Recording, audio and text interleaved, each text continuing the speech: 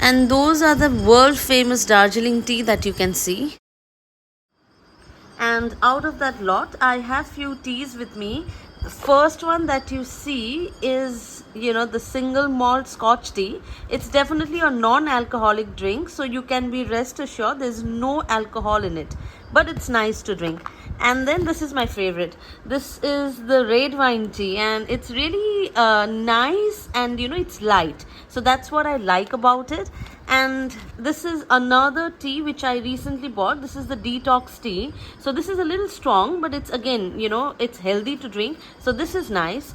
And of course, the all-time favorite is the green tea, right? So these are the tea bags that you get, and all of these are my collection of tea that I've got from Darjeeling, and all of them are very, very nice. I use this teapot to make my tea.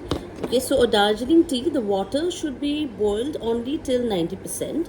Okay, and then just add 1 teaspoon of whichever tea you want to drink here, and then add that 90% boiled water, and then leave it to brew for 5 minutes. Once the 5 minute is over, you can just pour it in any glasses and you can drink. So please do not add any milk or sugar.